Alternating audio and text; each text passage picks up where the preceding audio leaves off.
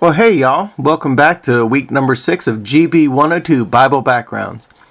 At this point in the course, I want to thank you for sticking with this class as we are now past the halfway point, and with our timeline projects now behind us, it should be smooth sailing, or at least predictable sailing, from here on out.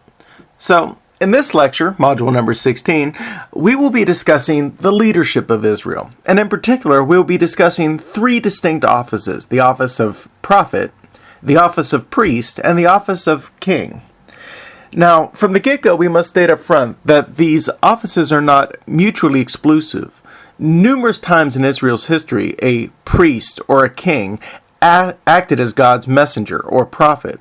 And, as many Christian theologians will tell you, many of them see Jesus Christ as fulfilling all 3 of these offices through his ministry, his death, his burial, his resurrection, and his ascension.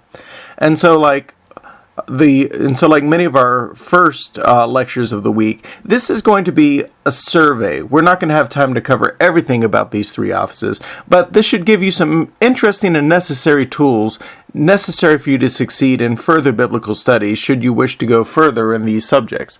So, if you're ready, let's begin, and we'll start with talking with the office of prophet. So, let's begin with a question. What is a prophet? You see, I find it necessary to begin here because most Christian denominations today have a belief in an idea that's known as cessationism. And that's basically meaning that the prophetic office is something that people are just simply not called to any longer. And this entire belief can be demonstrated by 3 basic trends within Christianity. The first is that groups that do claim to be following a modern-day prophet, such as the Mormons or the Jehovah's Witnesses, are usually considered cults by mainstream Christianity, indicating that most Christian groups have not given much credence to individual prophetic claims. Secondly, the groups that claim to be listening to modern-day prophets usually do not recognize each other's prophets. And this can be true even within a denomination, like in most Pentecostal groups. And this tends to indicate that that there is a departure from the biblical precedent where true prophets throughout scriptures were able to recognize the validity of the ministry of other working prophets. And thirdly, there have been no universally accepted scriptures written for Christians since the 1st century AD. And this indicates that the majority of Christians have seen a correlation between the prophetic office and the writing of scripture. With no more scriptures being written, the prophetic office seems to have come to its end as well. And so this brings us back to our basic question. What is a prophet then? Especially if we're not likely to meet one today. Well, for a simple definition that takes the biblical data seriously, let me offer you this. The basic meaning for many of the terms that get translated as prophet in the Hebrew Bible often mean that the person is a speaker for God's word. We can see this in the term navi, or that they are a seer, that they look and they witness God's word. And this can be seen in the Hebrew term roeh. And in either case, the primary goal of a Hebrew prophet is to act as an intermediary for the revelation of God's will. Now, there are dozens of texts that describe the work of a prophet, but most scholars choose to begin the discussion with the 18th chapter of Deuteronomy, and here Moses lays out the groundwork for all Hebrew prophets that are to come after him. Now, because this is a long passage, we'll take it in chunks and we'll dissect it as we go. So let's begin with Deuteronomy 18:14. And it begins with a contrast where Moses writes this, quote, "The nations that you are about to dispossess listen to omen readers and diviners, but the Lord your God has not given you permission to do such things." Now, unquote. This statement indicates that Israel was not to use means of divination and prophecy that mimicked the pagan nations around them. If you want more on this topic, you can see your Walton textbook, pages 240 to 274, where he goes into really great depth on the idea of deductive prophecy that was practiced by the pagan nations. But for now, let's just say that this is largely a prohibition on the following types of practices. 1, it's a prohibition on necromancy, or talking to the dead. Secondly, it's a prohibition on ecstipasy, which is a form of divination where you read an omen by sacrificing an animal or a human and then trying to read the body parts. Particularly the liver was often seen as containing prophetic insight if you could read a liver correctly. Now, this also applied to things like sorcery, that a person wasn't allowed to use drugs in order to see visions. And of course, this also included things like human sacrifice or omen reading, such as seeing birds flying one way or in a pattern and trying to discern God's will from these patterns.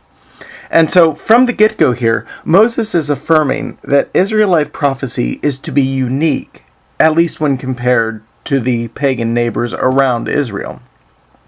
Now, continuing on, Deuteronomy 18:15, Moses writes this: "The Lord your God will raise up for you a prophet like Moses from your fellow Israelites, and you must listen to him." And then continuing on a little further in verse 18, "I will raise up a prophet like you from among your fellow Israelites. I will put my words in his mouth, and he will speak whatever I command. I will personally hold responsible anyone who pays no attention to the words of the prophet that they speak in my name." Unquote. Now, this paradigm is often summarized in the scriptures when a prophetic section begins. It will often begin with the words, "And the word of the Lord came to ...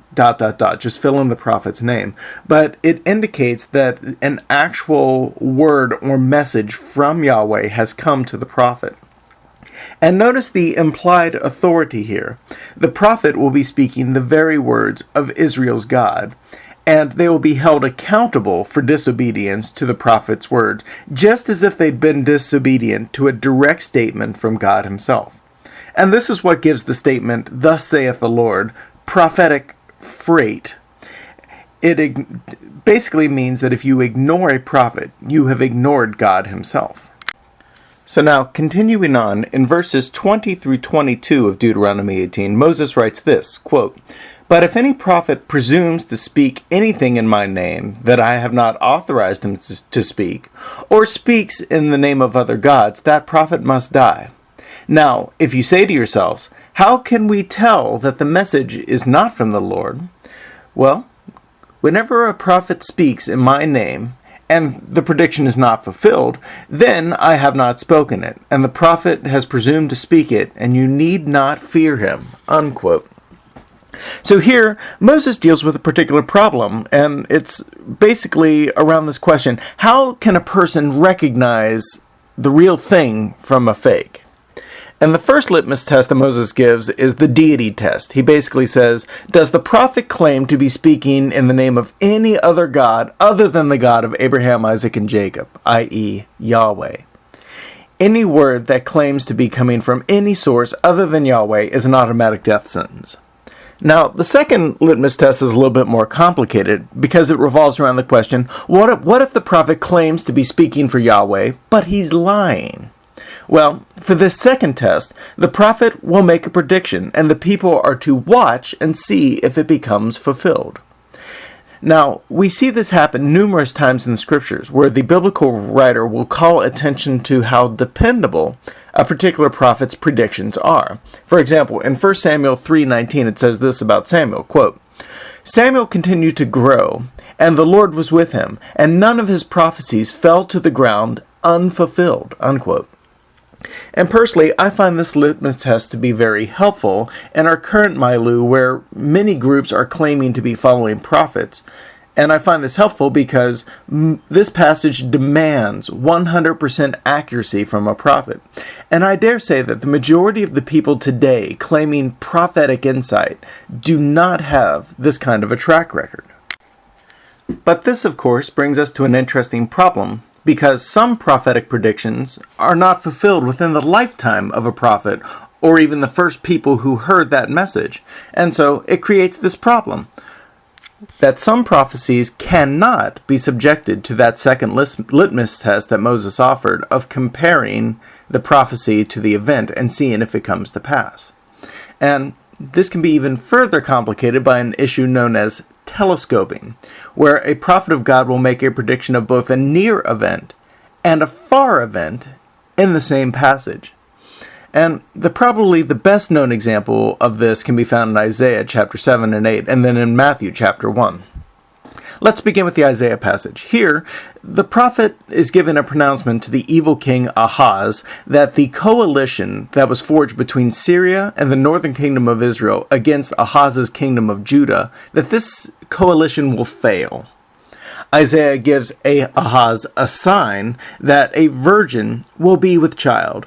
But before the child is old enough to know the difference between right and wrong, both Syria and Israel will be destroyed by the Assyrians. Now, the prophecy continues on into chapter 8, where Isaiah describes his marriage to a virgin girl that he calls the prophetess. And they go on to have marital relations in the usual way. And sure enough, they have a child, and in a few years, the coalition between Israel and Syria is destroyed by Assyria. And within the next 10 to 12 years, Assyria will just destroy both these kingdoms entirely. So, from that perspective, the prophecy is actually quite accurate. Moses would give this a thumbs up, that there is a prediction. We basically had to wait and see, and it came to pass. However, in the New Testament, Matthew also quotes this passage, and he quotes it this way, starting in Matthew 1, verse 20, quote, "But after he considered this, the angel of the Lord appeared to Joseph in a dream and said, 'Joseph, son of David, do not be afraid to take Mary as your wife, because what is conceived in her is from the Holy Spirit. She will give birth to a son, and you will name him Jesus, because he will save his people from their sins.' And all this took place to fulfill what the Lord had spoken through the prophet. Quote, 'The virgin will be with child and will give birth to a son, and they will call him Emmanuel,' which means God with us." Unquote. So when Joseph woke up, he did what the angel of the Lord commanded, and he took Mary home to be his wife. But they had no union with her until she gave birth to her son, and he gave him the name Jesus. Unquote. So, notice what happened there. This was a prophecy that had already been fulfilled, and yet the writer of Matthew's Gospel sees more embedded in the Isaiah text, that the virgin birth of Jesus is the proper fulfillment of this passage. And notice some places where we don't have exact parallels. For example, they will name the child Emmanuel. Well, what did they actually name this child in Matthew? They named him Jesus. That we are specifically focusing on this idea of virgin, that Mary has not had sex with anyone, and that the passage goes out of its way to say, Joseph still didn't have sex with this woman until she gave birth to her son. And so all of this focuses on the idea that the Isaiah passage had even more underlying it than what the first generation audience could have perceived. And this becomes even more complicated because you have to consider, to make such an assessment, you have to have a second prophet critiquing the first. And so all of this is simply to say that the biblical data on the nature of Hebrew prophetism is very complex. And so while we're at it, let's talk about another problem of Hebrew prophecy. Sometimes a prediction of a prophet is predicated on the response of the audience. This can be most clearly seen in a book like Jonah, chapters 3 and 4. And in these passages, Jonah gives a prediction to the city of Nineveh. It's an Assyrian city, that in 3 days the city will be destroyed or overthrown, depending on your translation. And this message from Jonah is going to make it all the way up the ladder to the king's chambers. And the king is going to decree that there needs to be a national repentance for the next 3 days. And so, after those 3 days, God accepts their repentance, and he does not destroy the city. So notice what happened here. We had a prediction from a prophet that did not come to pass. And nowhere in Jonah's recorded message, at least, are we given an if-then statement, saying that if the Ninevites repented, God would then spare the city. According to the Moses litmus test, this actually fails. That Jonah has given a prophecy that did not come to pass from the wait-and-see method. And yet, in chapter 4 of Jonah, we see God and Jonah arguing about the fate of the city. You see, Jonah didn't even want to come to Nineveh in the first place because he knew that if he preached there, God would spare the city. So once again, this requirement of 100% accuracy has become rather complicated now, hasn't it? And I point all this out to you because as students of the Bible, I want you to get into the habit of reading prophetic text through this lens of prediction and fulfillment, and ask yourselves, when was it fulfilled? Was it fulfilled multiple times? Is there telescoping involved, especially if we see a prophecy being fulfilled in the New Testament era? So keep all of this in mind as you read through prophetic books. Okay, so let's shift gears here, and now let's talk about the prophetic books themselves. In most Bibles that are translated into English, the canonical order that has been established is to place all of the prophetic books together into one clump, just as all of the books of history are together and all the books of poetry are together. Now, this order could be further divided into major prophets and minor prophets. Now, before we get too far into this, let me just say for the record that this label of major versus minor is mostly a designation of length, not necessarily of quality. The books of Isaiah, the book of Jeremiah, the book of Ezekiel are just remarkably longer than other minor prophets, and this can be seen in the archaeological evidence as well, where when they found ancient scrolls of these books, they often are being transmitted by themselves. The scroll of Isaiah just was by itself. The scroll of Jeremiah circulated by itself. Whereas the minor prophets, all 12 of them, often circulated in a single scroll. And often this scroll was just referred to as the Book of the 12. But notice I said that this was mostly a designation of length. The book of Daniel is the one exception. Comparatively speaking, Daniel is a short book, but the prophecies therein have been instrumental in the development of Christian theology. Simply put, the authors of the New Testament, as well as the fathers of the church, for about the first 5 centuries of Christianity, quoted from the book of Daniel frequently, with a very high degree of frequency, in fact, and the result of this frequent quotation is that they elevated its status to a major and important linchpin book. And so the book of Daniel is considered a major prophet, not because of its length, but because of how frequently New Testament writers and early Christians quoted it in order to prove their points. And now I bring all of this up because we need to tackle the issue of the order of the books themselves, because the order that these books are put into our Bibles is in and of itself an interpretive call. And here's what I mean by that. If you remember back to the first week of class, you may recall that I had said that originally all of the books of the Bible were circulated independently. Well, with the invention of the codex, or the book, the Bible began to circulate as one codified unit with all of the books together. And this required somebody to put them in an order. And so notice here the difference in the order that we have here. In English Bibles, here's the common order: Isaiah, Jeremiah, Lamentations, Ezekiel, Daniel, Hosea, Joel, Amos, Obadiah, Jonah, Micah, Nahum, Habakkuk, Zephaniah, Haggai, Zechariah, and Malachi. But now we're going to look at the Hebrew Bible, and I want you to just be aware of some of the differences between this list in our English Protestant Bibles and the list in the Hebrew Bible. Okay, so let's take a moment here and read this list and notice the differences between this list and the previous list.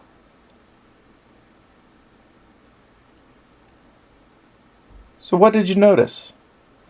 Well, here's some of the things I found that jumped out at me that were interesting. First, in the Hebrew canon, many of the books that we would consider historical books in a Protestant canon, books like Joshua, Judges, 1 Samuel, 2 Samuel, 1 Kings, 2 Kings, that these books are called prophetic books in the Hebrew canon. And they make this designation for 2 reasons. The first is that these books do frequently describe the actions of prophets. And so to call them prophetic books is just simply to say that the prophets are major actors in these narratives. But secondly, a Jewish tradition suggests that these books are compiled by Jeremiah, and that he is compiling these books from earlier sets of notes left by people like Samuel, Elijah, Nathan, and Gad, i.e., prophets that didn't write books on their own. And so, in short, many of these books are considered prophetic in the Hebrew canon, but they're not considered that way by Protestant reckoning.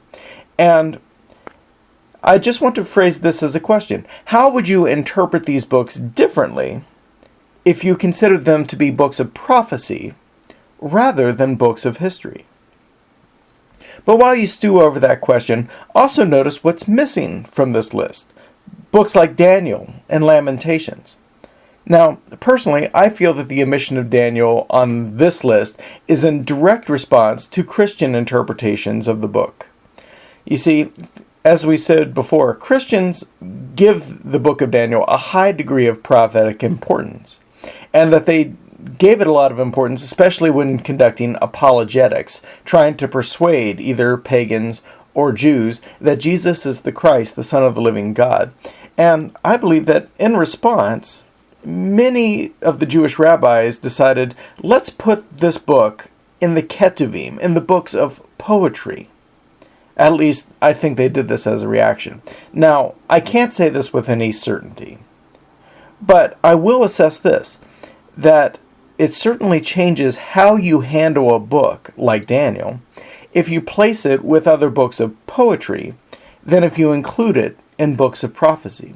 So as a student of the Bible, I want you to get this in your mind, that the prophetic order is one that was an extra-biblical development, and that this will help you to assess the thoughts and interpretations of others.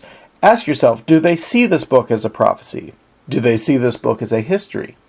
And why do they make such a distinction? So, here are some of my concluding remarks for this first office, the office of Hebrew prophet. For the remainder of this class, I would like to be using the following designations. And these designations are to make the distinction that some prophets wrote their own books, and other prophets did not. To make this distinction concrete, I'll be using the term preaching prophet for prophets like Samuel, Elijah, or Nathan, people who spoke their message from the Lord, but their legacy was recorded by some unknown writer later, often writing their message within the context of a historical narrative. And in those passages, we'll have an advantage that we can see the prophecy that as it was spoken, but we'll also get the historical context that allows us to make a clear distinction. When is this prophet speaking a "Thus saith the Lord" statement? And when are they acting simply in their own human capacities? Now, another term I'd like to begin using as well is this idea of a writing prophet. And these are prophets who both spoke their message, but then recorded their message themselves. And what this will mean is that in the terms of a writing prophet, we have a direct line of transmission from when the prophet spoke to when the prophet wrote. That there's very little lag time, or even no lag time at all, between the moment of the prophecy to the original audience that was spoken, and the moment when the prophet wrote it down for posterity. Now, also keep this in mind, that the writing prophets sometimes recorded the historical context of their message, and sometimes they didn't. And to help you interpret these kind of writings, you'll need to glean as much historical data as you can. So be on the watch out when it says, this happened during the time of King Uzziah, for example. You'll want to actually go read, well, what was happening during that time? What do the other books of the Bible say to give you some information on, was it a good time? Was it a bad time? Was it a time that I'd want to be an Israelite? Or was it a time that I'd rather, be somewhere else? But keep all of that in mind, because books that lack historical context, books like Joel and Obadiah, are often very difficult to interpret. And because of that, many commentaries will have widely different views on not just when they were written, but what they mean. Additionally, since we've been using timelines in this class, it may be helpful to think of the development of the prophetic office chronologically. Starting with Exodus around 1446 BC, we have Moses giving clear requirements for a prophet, with the explicit dictum that the prophet should be like Moses. This distinction makes Moses the prototype for all Hebrew prophets that will follow in his footsteps. Now, interestingly, after Moses, from the time of Joshua in 1406 BC, all the way to the end of the period of the Judges, around 1100 BC, we see a period of relative silence regarding prophetic speech. For example, 1 Samuel 3:1 even goes so far as to say, "In those days, the word of the Lord was rare, and there were not many visions," unquote. This, in my opinion, makes classifying a book like Judges as a prophetic work very difficult, simply because prophets do not dominate the storyline. Now, after the Judges period, though, with the advent of Samuel around 1100 BC, we begin to see a revival of the prophetic office. Samuel will personally see to the development of prophetic groups, which throughout the scriptures are just referred to as the sons of the prophets. And this may indicate that there was purposeful training or discipleship during this period to raise up other people to fulfill the prophetic office. Now, this early monarchy period from about 1050 BC to 870 BC is going to be the heyday of the preaching prophets. And I find it interesting that during this time period that there are few, if any, writing prophets occurring during this exact same time. And this may be an indication that the preaching prophets may have been mostly illiterate, and thus requiring someone else to record their messages for them. Now, after 870 BC, we begin to see the development of writing prophets. And this may have been in part due to some monarchs like Hezekiah who actively encouraged learning and the collection of wisdom literature and better record keeping. Or it may have been due to the fact that you had preaching prophets like Elisha who took a direct control and interest in mentoring the sons of the prophets during his ministry. But regardless of how the shift took place, between the years 870 BC and 586 BC, we see an explosion of writing prophets, and I hate to break it down so simply, but they all seem to have the same basic message, that Judah and Israel have broken their covenant with the Lord, and that they should repent and return to that covenant before it's too late. Now, of course, 586 rolls around, the Babylonians destroy Jerusalem, they burn down the temple, and we have the Jewish exile from 586 all the way until pretty much the New Testament era. But during this time, from 586 to about 400 BC, the message of the prophets is going to focus on these three major problems of the exile. That Israel has lost their land, that Israel has lost their king, and that Israel is now questioning, how do we renew this covenant that has been broken?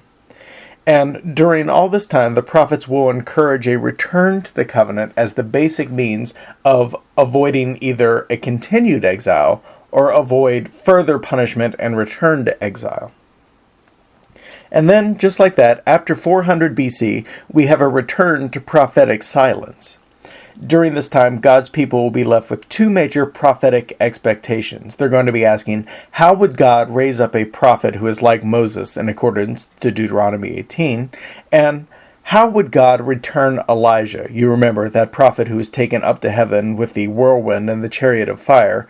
And how would this happen in accordance with Malachi chapter 4, which promised Elijah's return?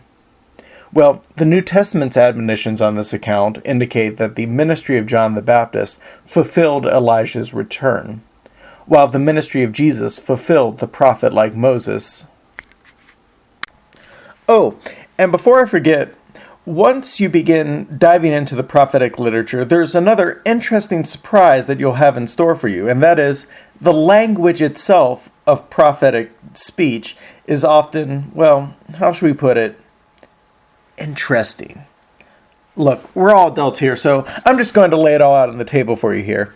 The original Hebrew text of many prophetic books is, well, quite vulgar in some places. And in general, these colorful outbursts fall into one of two categories. Either A, they fall into a category of sexually explicit language, or B, it falls into the category of just outright vulgarity for shock value's sake. Now, an explanation for the first category, the sexually explicit language category, is simple enough.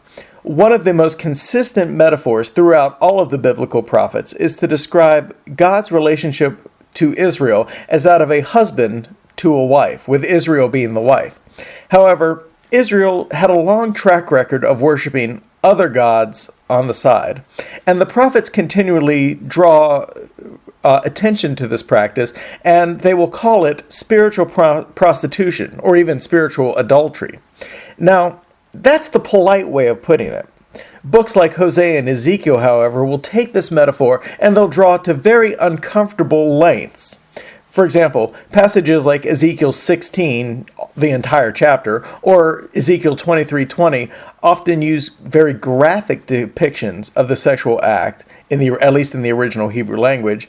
And we know that it was graphic because the original Hebrew rabbis who edited what we call the Masoretic text, or the Hebrew text we use today, inserted what they called a perpetual kere. Basically, they said this word is just a little too racy, and we're going to soften it up.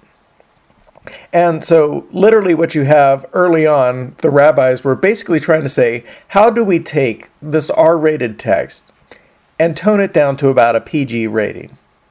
Well, in that same vein, the second issue of outright vulgarity is a little bit more difficult to explain, simply because we have verses like Ephesians 4:29, which explicitly command Christians not to use unwholesome language.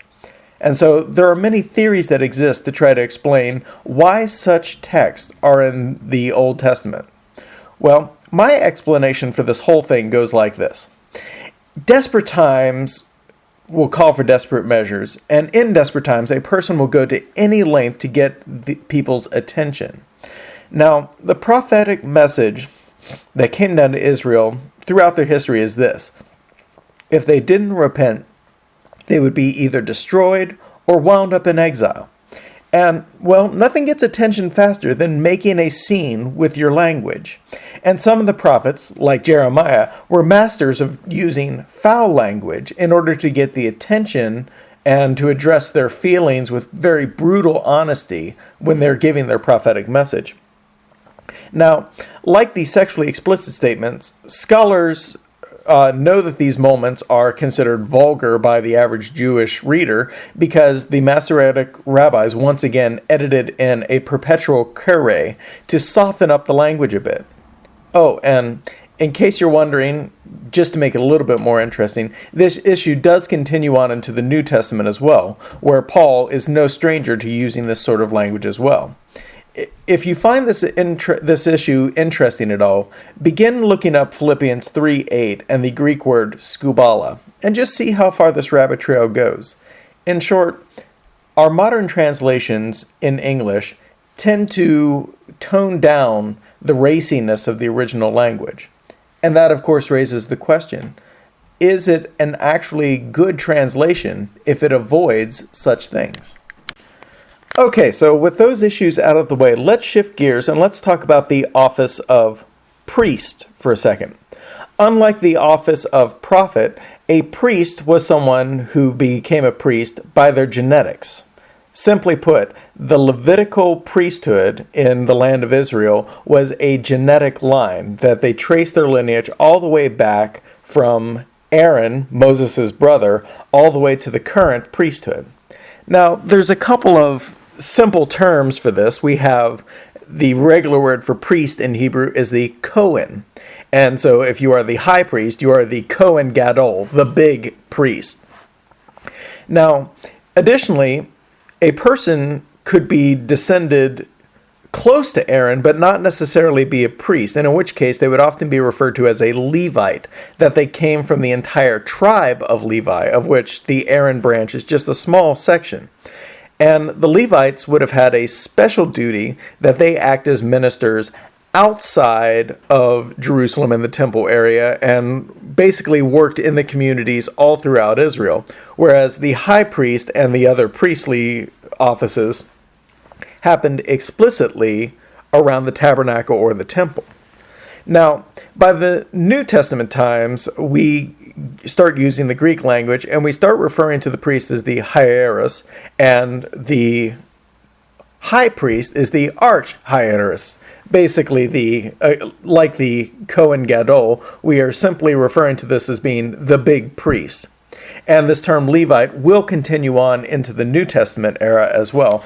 But just keep all of these ideas in mind, that this office of priest, unlike prophet, who anyone could be called to be a prophet as long as they were an Israelite, to be a priest, you had to be from a specific genetic line. And of course, this is going to drive the entire narrative of Numbers chapter 16, where some people are going to complain to Moses that they, because they are holy, should be allowed to be priests too. And God in his wisdom says, no, I only want the people of Aaron to serve as priests.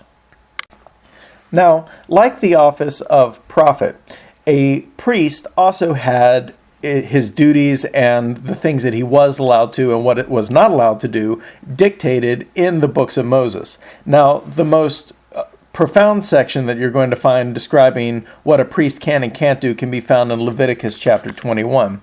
Here's just a sample starting from verse 10 here. Quote, "The high priest, who is greater than his brothers, and on whose head rests the anointing oil, who has been ordained to wear the priestly garments, must neither dishevel his hair of his head, nor tear his garments.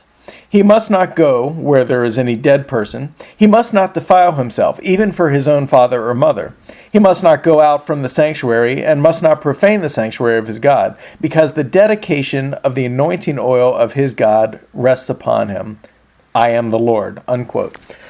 So let's just start there and let's take apart a couple of these commandments here specifically that apply to a priest. The first is that a priest is to be holy, and by holy I don't mean doing good acts. I mean holy in the sense that they are set apart, that they are not allowed to touch unclean things. They are not allowed to do unclean things, because to do that would make them unclean and thus would put a stop to their work that they do at the temple. And so a priest of all people is having to watch to make sure that they are not doing things to make them ceremonially unclean. And notice here that one of the big things that can make a person unclean is to touch a dead body. And for the high priest, because his cleanliness is so important to the cult that is the Israelite worship, that they are specifically not even allowed to touch their father or their mother if they've fallen over dead, meaning they can't take an active part in their funeral. Now, on top of this, they have to keep themselves ritually clean, they have to keep their garments clean, and they are not allowed to do anything going outside the sanctuary that would also make them unclean. In short, they have a very small range of influence they're allowed to have because they have to keep a hedge on their cleanliness. Otherwise, the entire sacrificial system may fall apart. Now, continuing on with Leviticus 21, starting in verse 13, we read this, quote, "He must take a wife who is a virgin. He must not marry a widow or a divorced woman or a woman who has been profaned by prostitution. He may only take a virgin from his people as his wife. He must not profane his children among his people, for I am the Lord who sanctifies them." The Lord spoke to Moses saying this, quote, "Tell Aaron, no man from your descendants throughout the generation who has a physical flaw is to approach or present food of his God. Certainly no man who has a physical flaw is to approach." Now that's kind of vague. What does it mean to have a physical flaw? Well, there's a couple of things that are included in this, but the list is actually pretty interesting. For example, physical flaws could include blindness, crushed testicles, a lame or a broken limb, dwarfism, deformed arms or legs, or even a skin infection like leprosy or bad acne. And so what this suggests is that like the sacrifice that the priest had to give, the sacrifice always had to be some kind of animal without blemish or defect. To be a priest, the priest also had to follow that same line of reasoning. They had to be a human being without blemish or defect. And this also applied to their sexual life, that they were not allowed to just marry anyone that they loved, that they had to keep a certain level of cleanliness, and that basically meant a monogamous relationship to a single partner who had not been in a previous sexual relationship. So while we're offering some contrast here, we noted that to be a prophet, their main job or main function is to deliver a message from the Lord, to be an intermediary between the word of the Lord and the listener. Well, the priest also has a job that he's to facilitate as an intermediary, only his facilitation is in the realm of worship. And that specifically the priest was to stand in between God and the worshiping people. And the way that this most frequently played out is that the priest was responsible for carrying out animal and food sacrifices. Now, there are special occasions where very special types of sacrifices are mandated in the book of Leviticus. But I find this interesting that on any given day of the week, 7 days a week, 365 days a year, a priest could offer any one of these 5 offerings. So we'll look at each one here individually. But the most important by far is a offering known as the Olah. Often gets translated in our English Bibles as a whole burnt offering.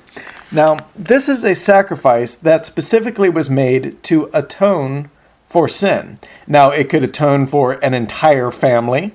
It could atone for just a single worshiper. It could atone for a priest just as well as it could atone for a commoner.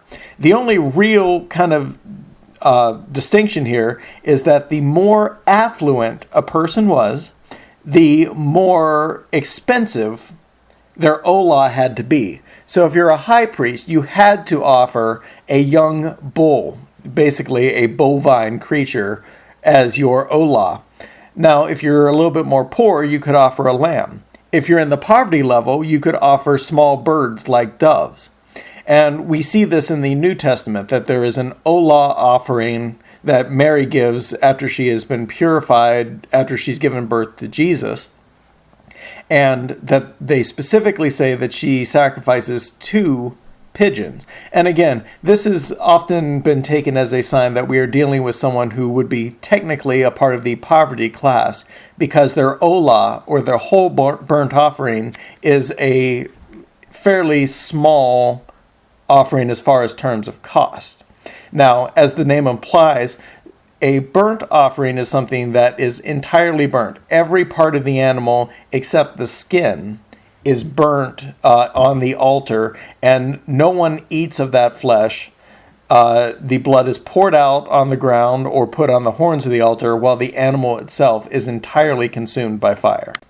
Now, to contrast that, the next 2 offerings that a priest could give on any day, or that worshipers could bring to the priest on any day, are the minha, often gets translated as grain offering, or the shalamim, which often gets translated as fellowship offering or peace offering.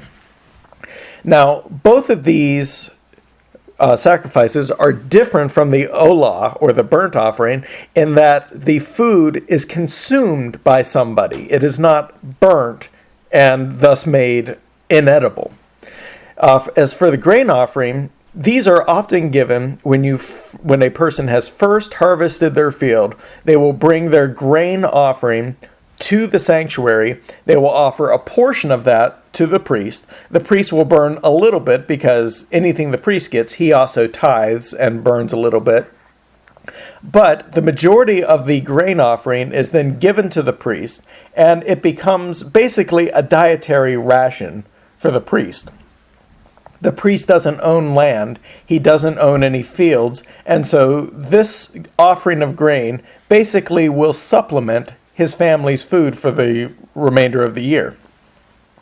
Now, the shalamim is different in that a person brings an animal, often a cow, sheep, goat, something along those lines, and instead of burning the offering, the animal is cooked. Now, parts of the animal are still burned, mostly the fat, and if you're dealing with like a fat-tailed goat, which is very common in the land of Israel, we could be talking burning 40 to 50 pounds of fat. But the animal is cooked, and then the worshiper, along with his whole family, once this offering has been made, will then sit down with the priest outside of the sanctuary, and they will consume the food as part of a fellowship meal. And so we do see this practice somewhat happening in American churches today, where after a worship service, frequently they will pitch in food and they will have what they call a fellowship meal. This is about as close as we get to the shelamim today, that we are making a sacrifice of our resources, but with the explicit idea that the worshipers will gather together, fellowship, and eat because of that sacrifice. Next, we come to two sacrifices that are somewhat difficult to distinguish between the olah. And these sacrifices are known as the hatat and the asham. Now, the hatat often gets translated in English Bibles as a sin offering or a purification offering, while the asham will be called a guilt offering in English translations. Now, there's a very fine line between the sin offering, or the whole burnt offering that is the olah, and the sin offering that is the hatat. But as far as scholars can tell, the major difference here is that the hatat is made to specifically be a response to a specific sinful act or ritual defilement. Basically, that you have crossed a line more so than just day-to-day life, and that the hatat is a specific sacrifice made to atone for a specific sin. Likewise, the asham, or guilt offering, is when you have made a sin, but this one seems to have a particular function, that it's a sin that was unintentional. Often, when you offer a asham, we have the difficulty that someone has touched something that is defiled. Now, if you're a high priest, you'd have to offer a asham whenever you touch a dead body. Now, if you're just a regular everyday Israelite, doing something like touching a woman who is on her menstrual period can also be unintentional. It could also often be called unintentional defilement, and therefore would require the asham, or the guilt offering. Now, again, that's still a very fine line between the hatat, which seems to be a atonement for a specific sin committed with full knowledge that you're sinning, and the asham, which seems to be unintentional. But in both cases, we have the problem that the person has been rendered unclean and therefore needs to offer this sacrifice to restore their fellowship with both God and other human beings. So now when we get to the New Testament, we find ourselves with a specific problem when it comes to the priesthood. And that is that books like Hebrews chapter 4 will note that Jesus is our new high priest, that he is high priest forever and ever and ever because he is risen from the dead. But this brings up an interesting problem, that as high priest, Jesus does quite a lot of things throughout the course of his ministry that would result in ritual defilement, i.e. that it would be things that he would have to offer an asham at the very least, if not a hatat, in order to correct these problems. And so the Gospel of Luke in particular spends almost all of chapter 8 dealing with this problem. For example, in Luke 8, starting in verse 40, Jesus finds himself in the presence of a woman who has been bleeding menstrually for 12 years. Now, this woman cannot touch another human being without making them ritually unclean according to Jewish law. And she gets it in her mind, if only she can touch Jesus, she would be healed. Well, she reaches out her hand as Jesus is passing in the crowd, and she touches him. And just like that, she is healed. But also notice what else is going on in this text. Jesus does not become defiled.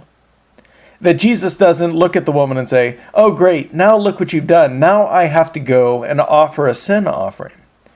Jesus, instead, his touch makes people clean. It's like Jesus himself is the asham. Instead of needing to offer one, he simply provides that ritual cleaning to anyone who comes to him. And this, of course, comes to a head later at the end of Luke chapter 8, where Jesus will go to Jairus' house, and he will find that Jairus' daughter has already passed away. Now, according to the law of Moses, if Jesus touches this woman, or this dead girl, Jairus' daughter, he would become ritually unclean and would not be able to offer a sacrifice until he himself has made atonement for that sin. But instead, you notice what happens. He touches Jairus' daughter's hand first, and then she is resurrected. And so in many ways, Jesus challenges these laws of the high priesthood by, instead of saying when the regular priest touches something, he then has to offer a sacrifice to cleanse himself. Jesus basically says, anything I touch becomes clean. All right, so let's shift gears one more time now that we've talked about the priest, and let's talk about the third office. This office is the office of king. Now, this designation of king has a very long history. People have been using this term to describe their rulers for thousands of years. Now, one of the earliest designations we see is this word called a lugal. This is the word often used in Babylonian and Mesopotamian literature, and it's a word that literally means big man. And in case you're wondering, the big man lives in the big house. So the basic idea here is we have the largest, strongest man who, by virtue of his physical prowess, gets to live in the nicest place. Now, what we're going to see is a development. During the Bronze Age, kings are often simply the ruler of a town. People often say that they are the king of Sidon. They're the king of Jerusalem. They're the king of places like Sodom. But once we get into the later Bronze Age and early Iron Age, we're going to start to see kings controlling more than just towns, that they will control large geographic and sometimes even entire ethnic areas. Now, in the Old Testament, this term is often just the very simple word melech. It's the basic word for king. Now, by the time we get into the New Testament, we're going to see two words that get used for king. One is this word basileus, which is the basic word for king. But when the Romans come to town, they will have their own special term. They'll have this word Caesar, or Caesar, as we would say it. And so these words for king are your primary biblical terms. So now, just like the office of prophet and the office of priest, the office of king is strongly regulated by the law of Moses. Now, the primary statement where we have this regulation is in Deuteronomy 17, where Moses writes this, quote, "When you come into the land that the Lord your God is giving you, and you take it over, and you live in it, you will then say to yourself, I will select a king like all these other nations that are surrounding me. You must select a king without fail whom the Lord your God chooses, however. And from among your fellow citizens you will appoint a king. You may not designate a foreigner to rule over you, who is not one of your fellow Israelites, and moreover, he must not accumulate horses for himself, or allow the people to return to Egypt, for the Lord has said, you will never go that way again." Unquote. So let's take a couple things apart here, because there's a lot going on in this first passage. The first is that God is predicting that what we will find in 1 Samuel chapter 8, that one day the Israelites are going to start saying, I don't like this judges system where God is ruling us through temporarily appointed judges. Instead, I want one person to be our king, and that person will continue being king through the rest of his life, and then his children will take it over from there. Well, God says, all right, fine, you will rebel against this first plan that I have for you, but when you decide you want a king, just like those other nations have, you have to pick the king that I choose. So, just like the prophet, just like the priest, God is the one who gets official say-so of who gets to do this job. And, well, anyone trying to usurp that is going to find themselves in a world of hurt. Now, additionally, that this person has to be an Israelite, and we're going to see where this was somewhat problematic already when we looked at David and his Moabite ancestry through Ruth. raises an interesting question. How does David qualify as an official Israelite? And as we saw in previous lectures, my theory on this is that the book of Ruth is basically saying, because Ruth fully converted to the religion of Naomi, Yahwehism, that basically there's no reason not to accept David as a full-blooded Israelite. Now, this last statement is also pretty intriguing because it says that a king cannot accumulate horses. In the ancient world, how many horses and chariots you could muster was often the surest sign of a king's military importance. And so we basically have from the get-go this statement that a king will not possess military power in a way that is comparable to other nations. So with those things in mind, let's read on. Deuteronomy 17 verses 17 through 20 reads like this, quote, "Furthermore, he must not marry many wives, lest his affections be turned aside, and he must not accumulate much silver or gold. When he sits on his royal throne, he must make a copy of the law on a scroll given to him by the Levitical priest. This law must then be with him constantly, and he must read it for as long as he lives, so that he may learn to revere the Lord his God, and observe all the words of this law, and carry out all the statutes, and to do them. Then he will not exalt himself above his fellow citizens, and he will turn away from the commandments, either to the right or to the left." Unquote. So let's look at this. Just like the horses command, we have two other things that he's not allowed to do. He's not allowed to accumulate wives, and he's not allowed to accumulate gold and silver. Now, these are the other two major signs that a king is extremely powerful. They can have as many wives as they want. They can have as much gold or silver as they want. But in Moses' law, we specifically have a command that a king of Israel is not to be this way. Instead, what is a king to do? He is to make his own personal copy of the law, and that copy is to be made from a scroll that the Levitical priest gave him. Basically, it's a checks and balances. The Levites provide him with his copy that he is to write himself. And then once he's made his copy, he then has a lifetime of reading this document over and over again. And it's for two purposes. One, that he would revere the Lord, but that he would also not exalt himself above the others, i.e. the other Israelites. And so what we see here is we see the office of the king, unlike those other nations. They don't have military power in horses. They don't have fertility power in many wives. And they don't have economic power in much gold or silver. And instead, the king is to be reading the law so that they will learn to fear God and to see themselves as just one of their fellow Israelites. Kind of a first among equals kind of idea. Now, from the time of David onward, the kings of Israel are, let's be honest, they're problematic. Many of them are only remembered for their wickedness. In fact, if you read through almost any of the lists in 1st or 2nd Kings, there is almost always an assessment for each king whether they did good in the eyes of the Lord or whether they did evil or wickedness.